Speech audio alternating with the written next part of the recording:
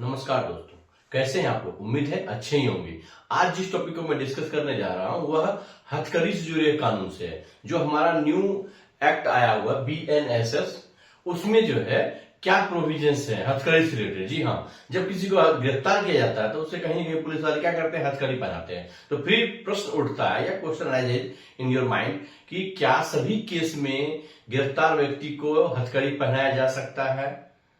क्या यदि हथकड़ी पहनाया जाता है तो उसमें किन किन बातों का ध्यान रखना चाहिए, या सभी केस में जो गिरफ्तारी होगी तो उसमें जो भी कैदी होते हैं या गिरफ्तार व्यक्ति है उसको हथकड़ी पहनाया जाएगा। तो इसी क्वेश्चन का आंसर आज मेरे इस वीडियो में मिलेगा, तो इसलिए अंत तक बने रहिएगा। यह टॉपिक इंटरेस्टिंग और काफी इंफॉर्मेटिव होने वाला है। तो मैंने जो क्वेश्चन जो हेडिंग रखा है वीडियो का, वह है क्या सभी गिरफ्तारी में हथकड़ी लगाया जा सकता है। तो आंसर है नहीं। अब चलते हैं, समझते हैं क्या यदि सभी गिरफ्तारी में हथकड़ी नहीं लगाया जाता है तो इसके लिए क्या क्या प्रोविजंस है। तो थोड़ा सा बैक हम चलेंगे। जो गिरफ्तारी है या किसी को अरेस्ट किया जाएगा, how to arrested, how a person can be arrested, जो प्रोसेस है वह दिया हुआ सेक्शन 43 BNSS, जो हमारा भारतीय नागरिक संहिता है, सुरक्षा संहिता, उसका सेक्शन 43 बोलता है वह है अरेस्ट कैसे करना है। अरेस्ट यदि होगा उसका मैनर क्या होगा, क्या प्रोसीजर फॉलो किया जाएगा, ये लिखा हुआ। तो अरेस्ट होता क्या, अपने ये समझिए। इसमें क्या था, पुलिस ऑफिसर जो होता है, ही और सी एक्चुअली टचेज और confines the body of the person unless he और सी गिव सबमिशन और एक्शन। अब समझिए इसमें होता क्या है, वह आपके कहीं ना कहीं बॉडी को या तो टच करता है, जो हथकड़ी लगाता है क्या कहता है, टच करता है, या देखेंगे कि रस्सी से बांध देता है तो टच करता है, या कन्फाइंड करता है, जब देखेंगे हाजत में बंद कर दिया है, वो भी कहीं ना कहीं अरेस्ट का ही हिस्सा होता है, जिसको हम लोग पुलिस कस्टडी भी बोलते हैं। ठीक है, तब कहता है कब इस तरह का जो चीज होगा, कन्फाइंड अरेस्ट किया जाए कब, जबकि वह सबमिशन जब तक ना दे दे। सबमिशन कैसे देगा, या तो ओरल देगा तो एक्शन देगा। एग्जाम्पल समझिए, मान लीजिए पुलिस आया है और वो बोलता है किसी फलाने केस में, पुलिस स्टेशन का नाम बोलता है फलाना PS केस नंबर इतना इतना में आपको दोषी पाया जाता है और आपको हम लोगों को जो है अरेस्ट करना पड़ेगा। तो आप क्या करते, इशारा करते, ठीक है, उठे और चल दिए, तो वो क्या हुआ आपका एक्शन, उनके साथ आप चल देते हैं, उसकी गाड़ी पे जाके बैठ जाते हैं। दूसरा है, आप बोलते ठीक है सर, यदि आपको लगता है कि इन्वेस्टिगेशन में मेरी जो है मुझे अरेस्ट करना आपके लिए अनिवार्य है तो चलिए मैं चलता हूं, आपने यह बोला और चल दिया। यदि यह होता तो कोई हथकड़ी लगाने की जरूरत नहीं है। कहीं ना कहीं आपने सबमिशन दे दिया, अपने आप को समर्पण दिखाया पुलिस वाले के कहने पर, उसके साथ आप चल देते हैं। इसलिए कानून कहता है, लॉ जो कहता है वो कहता है कि आपका सबमिशन देना पड़ेगा ओरल और बाय एक्शन, किसी भी रूप में। अब प्रश्न उठता है कि थर्ड सिचुएशन समझिए, आया अरेस्ट करने के लिए, आपको बोला कि फलाने मर्डर केस में जो है आपको हम लोग जो है इंट्रोगेशन करने के लिए, या आपका इन्वॉल्वमेंट दिखा गया, या आपका फलाना जो है चीज मिला है घटना स्थल पर, तो आपको हम लोग को अरेस्ट करना पड़ेगा। और आप सुनते हो तो ठीक है सर हम चलते हैं, कपड़ा पहन के आते हैं, या यूं कहिए कि हम आ रहे हैं सर थोड़ा ये काम करके आते हैं, चाबी दे के आते हैं शॉप का अपने भाई को, ठीक है, और आप वहां पीछे क्या किए, भाग गए। यदि आप भाग गए तो आपने क्या किया, सबमिशन का वायलेशन कर दिया, आपने सबमिशन नहीं दिया, आपने रूल को कहीं कहीं तोड़ा और भागना शुरू कर दिया। ऐसी स्थिति में क्या होगा, एक सर्कमस्टांसेस अराइज होता है जिसमें कि वो आपको अरेस्ट करेगा तो हथकड़ी लगाएगा, ताकि आप भाग ना सके, प्रोटेस्ट ना कर सकें, और आपको जो है वह कन्फाइन करने के लिए हथकड़ी लगाता है। तो समझिए हथकड़ी लगाने का उद्देश्य क्या है। और बात आती है कि हथकड़ी क्यों नहीं लगाना चाहिए।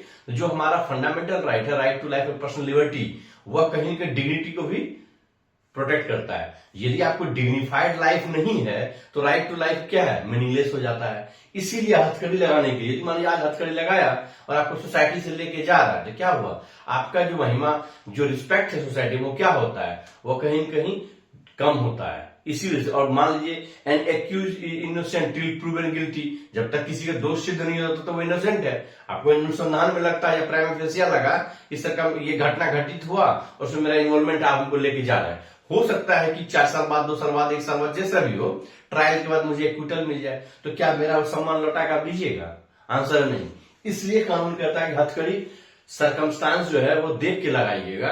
ऐसा नहीं कि हर केस में जो है इसको आप क्या रूटीन में इसको प्रैक्टिस नहीं बनाना है, ठीक है।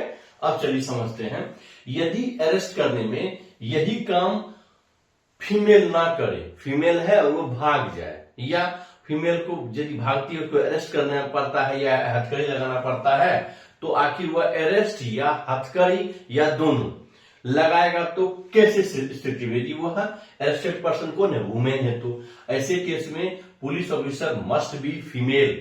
याद रखिएगा, यदि कोई भी अरेस्ट महिला को अरेस्ट करने के लिए जाते हैं, देखेंगे महिला पुलिसकर्मी को ही भेजा जाना चाहिए, या उसको अरेस्ट यदि करेगा तो वो पुलिस ऑफिसर जो होगी वो क्या होगी, फीमेल होना चाहिए। ये मैंडेटरी है, यह ध्यान रखिए। यदि इसका वायलेशन करता है, आपको पता है, आप कंप्लेन करते हैं कंसर्न एसपी को, सुपरिटेंडेंट ऑफ पुलिस को और ह्यूमन राइट कमीशन को, तो वह ऑफिसर सस्पेंड होगा और उस पर डिपार्टमेंटल प्रोसीडिंग भी हो सकता है। चलिए आप समझते हैं, हथकड़ी के बारे में डिटेल करते हैं। सेक्शन 43 का सब क्लॉज 3 यह कहता है कि हैंडीकैप या हथकड़ी कब लगाया जाए, किस सर्कमस्टांसेस में। तो कहता है हथकड़ी लगाने से पहले पुलिसकर्मी को उस केस का, ऑफेंस का नेचर और ग्रेविटी को देखना चाहिए कि जिसमें आप गिरफ्तार व्यक्ति को आप हथकड़ी लगा रहे हैं, उससे पहले ये सोचिए कि यह ऑफेंस क्या है। यदि मान लीजिए सोसाइटी में जमीन का विवाद था और हाथापाई हो गई, कहीं कहीं लॉ एंड ऑर्डर का जो है वो इश्यू बन गया और आपको पुलिस वैन को कॉल किया गया 112 को और आप आते हैं, तो क्या सबको हथकड़ी लगा देंगे क्या? आंसर है बिल्कुल नहीं, क्योंकि पिटी ऑफेंस है, छोटा अपराध है। हर अपराध में जो है आप हथकड़ी को कहीं न कहीं एग्जाम्पल मत बनाइए, एक्सेप्शनल केस के लिए रहने दीजिए। तो कहता है कि नेचर देखेंगे आप, जो ऑफेंस हुआ है उसकी प्रकृति क्या है, ठीक है, उसका ग्रेविटी देखेंगे, क्या वो मर्डर किया था या वो चोरी की थी, ये छोटा मोटा लड़ाई झगड़ा था या शांति को भंग किया था, क्या स्थिति था, ये सारे दोनों चीज को आप स्टडी करने के बाद ही उसको हथकड़ी लगाइए। तो फिर आगे कहता है 43 सब क्लॉज 3 कि आखिर किन हालात में, सर्कमस्टांसेस में हथकड़ी लगाना मैंडेटरी है और आपको हथकड़ी लगाने का राइट दिया जाता है, किसके द्वारा, बीएनएसएस के द्वारा। चलिए, ही और सी मतलब जो अरेस्टेड पर्सन है उसके बारे में कहा जाता है। इफ ही और सी इज हैबिचुअल और रिपीट ऑफेंडर, देखेंगे किसी आदमी की फितरत हो गई है कांड करने की, आज जो है लीकर केस में पकड़ा गया और पिछले साल उसके साथ क्या हुआ था, वो 307 का दोषी था, पता चला 2 साल के बाद वो मर्डर केस में फंस गया। तो कहीं कहीं क्या रिपीट ऑफेंडर है और हैबिचुअल ऑफेंडर, मतलब उसकी आदि बन चुका है वो चीज का, वो कांड करेगा ही करेगा या पहले किया है। ऐसे लोगों को अरेस्ट करते हैं तो आप हथकड़ी लगाइए, जरूरी भी है। अब आज चलते दूसरा, स्कैम्ड।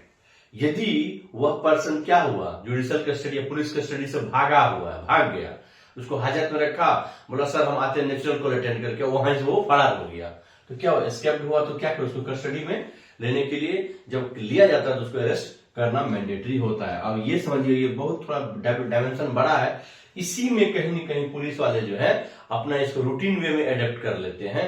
कहीं न कहीं इसी में देखिएगा हर क्राइम को डायरेक्टली और इनडायरेक्टली जो है एंटर करा दिया जाता है, लेकिन जो बीएनएसएस है वो स्पेसिफिक लिखा है। देखिए, कमिटेड ऑफेंस ऑफ, यदि arrested person has committed the offence of organised crime, मान लीजिए कोई साइबर क्राइम है, क्या वो एक ऑर्गेनाइज्ड क्राइम है। मान लीजिए किसी का जो है कोई डॉक्टर जो है पकड़ा गया किडनी के रैकेट में, वो डेड बॉडी से किडनी निकाल के बेचता था, वो क्या है, ऑर्गेनाइज्ड क्राइम में आता है, ठीक है। वो उसका दूसरा है टेररिस्ट एक्टिविटी करता हो, किसी भी ऐसे टेररिस्ट एक्टिविटी में इन्वॉल्व हो जिससे कि देश को खतरा है, आतंकवादी गतिविधि। तीसरा है ड्रग्स रिलेटेड क्राइम या ऑफेंसेस, जैसे एनडीपीएस में जो आता है नार्कोटिक्स से रिलेटेड, तो ये इसमें आ जाएगा। फिर आता है या तो ये और illegal possession of arms and ammunition, कहीं न कहीं देखे सुने होंगे कि फलाना जो है आर्म्स एक्ट में फंस गया है, फलाना के घर में जो है आर्म्स का जखीरा पकड़ा गया है, कई तरह के बंदूक पकड़े गए जिसमें कुछ देसी कट्टा है तो कुछ बाहर से विदेशी आर्म्स भी है। तो आर्म्स एंड एम्यूनिशन कैसे रखेगा, वो इलीगली यदि रखता है तो उसको क्या करेंगे, आप हैंडीकैप लगा सकते हैं, कहीं न कहीं उस पर जो है आप हथकड़ी लगा सकते हैं। फिर या मर्डर किया हो, रेप का एक्यूज हो, एसिड अटैक का एक्यूज हो। देखिए सब ऑफेंस क्या है, इसका जो है वो बड़ा बड़ा अपराध है, छोटा अपराध नहीं है। कोई भी मर्डर किया है, रेप किया है, एसिड अटैक का वो दोषी है। फिर देखिए या counterfeiting of coins and currency, देखेंगे नकली नोट जो है मार्केट में कभी कभी चलन में आ जाता है, या कुछ लोग जो है नकली सिक्का जो बनाना शुरू कर देते हैं तो उसको कहते हैं काउंटरफिटिंग। तो ये क्राइम करते हैं तो आपको हथकड़ी लगाया जाएगा। फिर आता है या ह्यूमन ट्रैफिकिंग या sexual offence related to the child, POCSO सुनेंगे, पॉक्सो एक्ट में फलाना फंस गया, सेक्शन 6 लग गया, सेक्शन 8 लग गया।